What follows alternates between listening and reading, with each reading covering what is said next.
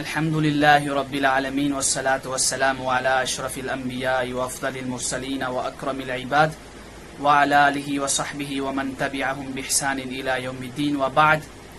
ہمارے ملک میں جو بھی حکومت آتی ہے اس کا یہی اعلان ہوتا ہے کہ ہمیں جو ملکی خزانہ ملا ہے وہ خالی ہے۔ غریبوں کو ریلیف دینے کے لیے، غریبوں کو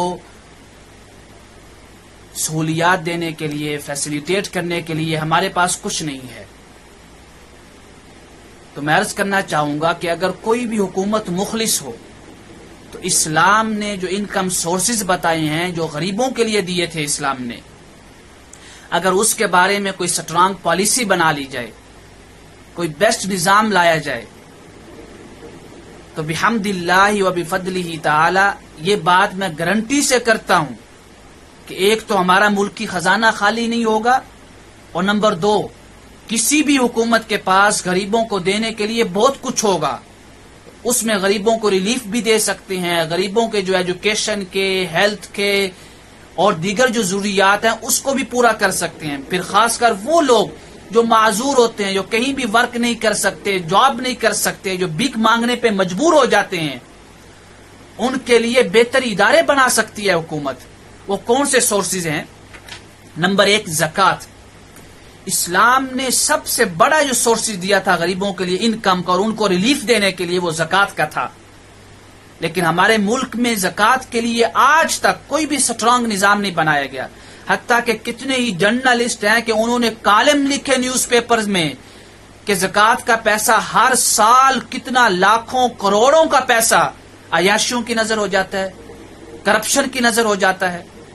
لیکن حکومت نے اس بارے میں کبھی نہ سوچا ہے، نہ کبھی نظام کوئی دیا ہے، نہ کوئی پالیسی بنائی ہے کسی بھی حکومت نے۔ تو زکوٰۃ کی پالیسی کو بہتر کرنا ہوگا۔ نمبر دو، عشر۔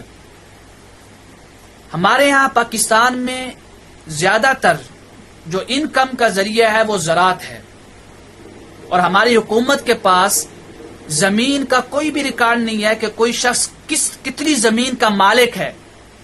اب حکومت نے اعلان کیا ہوا ہے کہ 30 جون تک اپنے جتنے آپ کے پاس آمدنی ہے یا جو بھی سورسز ہیں اس کو آپ ریکارڈ میں لائیں اور اس کی رجسٹری کروائیں حکومت کے پاس۔ تو عشر کے نظام کو بہتر بنائیں کہ کس کے ہاں کتنی فصل ہوتی ہے، گندم کی، چاول کی، کپاس کی، سارا ریکارڈ ہونا چاہیے حکومت کے پاس تاکہ وہ عشر لے سکے۔ اور یہ عشر غریبوں کے لیے رکھا گیا تھا تاکہ ملکی خزانے میں پیسے جمع رہیں، وہ غریبوں کو ریلیف دیں، صرف ٹیکس پہ لگانے پہ زور نہ دیں۔ نمبر تین، ویلفیئر سسٹم۔ ہمارے ملک میں تقریباً ہر بڑے شخص نے یا ہر ادارے نے ایک ویلفیئر بنائی ہوئی ہے، ایک چیریٹی بنائی ہوئی ہے۔ ویلفیئر اور چیریٹی کے نام سے کتنا ہی غریبوں کا حق اور پیسہ ضائع کر دیا جاتا ہے۔ میری موجودہ حکومت سے اپیل ہے کہ جتنے ویلفیئر ادارے ہیں یا چیریٹی کے ادارے ہیں ان کے ساتھ ایک میٹنگ رکھے اور ایک بہتر پالیسی کو سامنے لائے، اور ملکی خزانے کے لیے کچھ پرسنٹیج مقرر کرے ان کے اوپر جو ان کو پے کرنی ہوگی ان کے ویلفیئر کی انکم کے اعتبار سے، اور وہ حکومت اس انکم کو غریبوں کے ریلیف کے لیے اس کو خرچ کرے۔ نمبر چار، گفٹ۔ ہمارے ہاں جو بھی حکومت میں آتا ہے غریب ہو تو امیر بن جاتا ہے، ایک کوٹھی ہو تو 2 کوٹھیاں ہو جاتی ہیں، ایک پلاٹ ہو تو لاکھوں کروڑوں پلاٹوں کا مالک بن جاتا ہے صرف گفٹ کے نام سے۔ اور اسلام نے واضح نظام دیا ہے، کتب احادیث میں، صحیحین میں اور دیگر میں باب قائم ہے جس کا نام ہے باب تحریم ہدایہ العمال، کہ جو منسٹرز ہیں، جو وزیر اعظم ہو، جو بھی ہو، اس کو جو گفٹ ملتا ہے وہ بھی ملکی خزانے کا حق ہوتا ہے، ملکی خزانے کا حصہ ہے، اس کو وہ گفٹ نہیں دیا جائے گا، اگرچہ وہ منی ٹرائل بھی دے دے، وہ ثابت بھی کر دے کہ مجھے یہ گفٹ ملا ہے۔ لیکن ہمارے یہاں اس کے بارے میں بھی کوئی پالیسی نہیں ہے۔ گفٹ کے نام سے، تحفوں کے نام سے لاکھوں کروڑوں کی انکم کا وہ مالک بن جاتا ہے جو بھی منسٹری میں آتا ہے۔ حتیٰ کہ ابن لطبیہ ایک شخص تھا، اس کو میرے آقا کریم علیہ الصلوۃ والسلام نے منسٹری دی زکوٰۃ کو جمع کرنے کی، تو جب وہ واپس آئے تو عرض کی، یا رسول اللہ یہ میرا ہدیہ جو لوگوں نے مجھے دیا۔ فرمایا اگر تم گھر بیٹھے رہتے تو کیا یہ ہدیہ ملتا؟ یہ ہدیہ تمہیں لوگوں نے اس لیے نہیں دیا، تمہارے اخلاق یا حسن سلوک کی وجہ سے، اس لیے دیا ہے کہ تم منسٹر تھے۔ تو جو بھی گفٹ کسی بھی منسٹر کو ملتا ہے وہ بھی ملکی خزانے کا حق ہے، حصہ ہے، اس کے لیے بھی حکومت بہتر نظام اور پالیسی بنائے۔ نمبر 5، جائیداد کی محدود ملکیت۔ ہمارے ہاں ایک شخص لاکھوں کروڑوں اور کئی مربوں کا مالک ہوگا، اور ایک شخص کے پاس ایک کمرہ بھی نہیں ہوگا رہنے کے لیے، کوئی نظام نہیں ہے۔ اسلام نے جائیداد کی محدود ملکیت کا نظام دیا ہے۔ ملکیت مطلق کے بارے میں فقہاء نے باقاعدہ وضاحت کی ہے کہ اگر حکمران چاہے، حاکم وقت چاہے تو اس میں بہتری لا سکتا ہے۔ تو ایک محدود ملکیت رکھنی ہوگی ہر شخص کے لیے، تاکہ جو سینکڑوں مربوں کا مالک ہے وہ کچھ مربوں کا مالک رہے، اور باقی جو مربے ہیں ان لوگوں کو مل جائیں جن کے پاس ایک کمرہ بھی نہیں ہے رہنے کے لیے۔ اس کے لیے کچھ سوچے حکومت۔ نمبر 6، مناپلی، احتکار، ذخیرہ اندوزی ہر فیلڈ میں، چاہے وہ ایجوکیشن کی ہو، چاہے وہ انڈسٹریل کی ہو، چاہے وہ ایگریکلچر کی ہو، جو بھی فیلڈ ہو مناپلی ہے، ذخیرہ اندوزی ہے، اس کو ختم کیا جائے۔ Number 7، taxes. ٹیکسز کا مطلب یہ نہیں ہے کہ آپ ہر طبقے کو برابر رکھیں۔ ٹیکسز کے لیے شروط ہیں 2، ایک تو کہ وہ ہر طبقے کی استطاعت کے مطابق ہوں، اور نمبر 2 جو ٹیکسز لینے والے ہیں وہ منصف ہوں، یعنی انصاف کے ساتھ ٹیکسز لگائے جائیں۔ یہ ہمارا سورس جو انکم تھا 7 تھا۔ اس کے بعد نمبر 8 کیا ہے؟ درباروں کی آمدنی۔ آپ دیکھ سکتے ہیں کہ کتنے ہی دربار ایسے ہیں کہ جن کی منتھلی انکم لاکھوں کروڑوں میں ہے، حتیٰ کہ اربوں تک ہے، لیکن ہماری حکومت کا ان درباروں کی انکم کے بارے میں کوئی نظام نہیں ہے، کوئی ریکارڈ نہیں ہے۔ ان انکم کو درباروں کے جو ہدیے دیتے ہیں اس کو ریکارڈ میں لائے، اور اس کی آمدنی جو ہے ملکی خزانے کے لیے استعمال کرے، غریبوں کی بھلائی کے لیے، ان کو ریلیف دینے کے لیے، اور درباروں کا جو اخراجات ہے اس کو نکال کے اس کی آمدنی کا بہتر نظام اور پالیسی بنائے۔ لیکن نہیں ہے، ہمارے ہاں کبھی سوچا ہی نہیں، کبھی ذہن ہی نہیں گیا کسی حکومت کا۔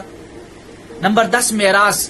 ہمارے ملک میں کتنے ہی ایسے لوگ ہیں خدا نخواستہ جن کا کوئی نہیں ہوتا، فوت ہوتا ہے تو وہ لاکھوں کروڑوں کا مالک ہوتا ہے، کئی جائیداد ہوتی ہے، کئی زمینوں کا، کئی مربوں کا مالک ہوتا ہے، اس کی جائیداد غلط ہاتھوں لگ جاتی ہے، حالانکہ وہ جائیداد ملکی خزانے کا حق تھا، لیکن اس کے بارے میں بھی کوئی پالیسی نہیں ہے۔ نمبر 10 ہے قرضہ بلا سود، کہ ایسا نظام بنایا جائے جس میں جو قرضے ہیں بغیر انٹرسٹ کے لیے جائیں، بغیر سود کے لیے جائیں۔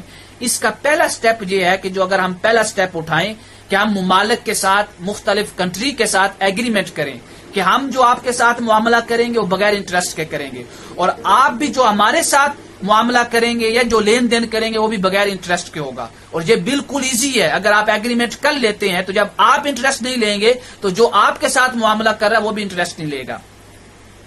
نمبر 12، یہ نمبر 11 ہے حکمرانوں کے قرضے۔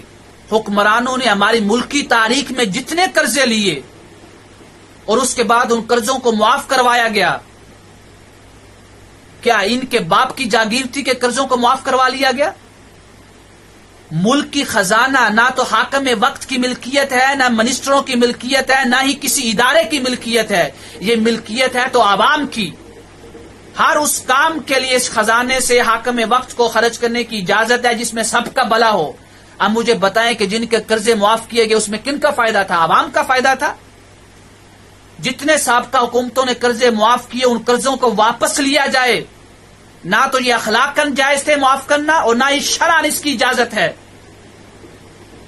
اس کے لیے کوئی نظام نہیں ہے ہمارے پاس۔ نمبر 12، اس میں جو ہے الرکاز، جو زمین کے دفین ہے، اس پہ ہم مفصل وضاحت پہلے کر چکے ہیں، اپنا کلپ ریکارڈ کروا چکے ہیں۔ زمین کے دفینوں پہ توجہ دی جائے، اس میں جو ملکی خزانے کا حق ہے وہ الگ رکھا جائے، جو غریبوں کا حق ہے وہ الگ رکھا جائے۔ یہ سورسز ہیں، تو موجودہ حکومت سے میری ریکویسٹ ہے کہ اگر وہ مخلص ہیں تو یہ جو انکم کے سورسز ہیں جو غریبوں کو ریلیف دینے کے لیے بنائے گئے تھے، جو دیے گئے تھے ایک اسلامی ملک کو، ہم صرف ٹیکسز کو ہی سوچتے ہیں کہ صرف ٹیکسز ہی ذریعہ آمدنی کا۔ یہ 14 سورسز ہم چھوڑ کے بیٹھے ہوئے ہیں، انکم سورسز ملک کے، ملک کے خزانے کے، جو غریبوں کو ریلیف دے سکتے تھے، غریبوں کی ہیلپ کر سکتے تھے، غریبوں کی مدد اور ان کی ضروریات پوری کر سکتے تھے، لیکن ہم اس کی طرف توجہ نہیں دے رہے، صرف ٹیکس لگانے پہ توجہ ہے۔ یہ بنائے ہی اس لیے گئے تھے، یہ سورسز رکھے اس لیے گئے تھے کہ جو لو طبقہ ہے، جو غریب طبقہ ہے، اس کو اپ کیا جائے، امیروں کے برابر لایا جائے، تاکہ سوسائٹی میں ایک توازن رہے، ایک بیلنس رہے۔ جب بیلنس ہوگا تو ایک اچھی زندگی آئے گی، کوئی ظالم نہیں بنے گا تو کوئی مظلوم نہیں ہوگا۔ اللہ کی حضور دعا ہے کہ رب کائنات ہماری حکومت کی مدد کرے اور ان سورسز جو انکم کے ہیں غریبوں کے لیے اور ملکی خزانے کے لیے اس کے لیے وہ بہتر پالیسی بنا سکیں اور سٹرانگ نظام لا سکیں. وما علینا الا البلاغ واللہ تعالی اعلم بالصواب.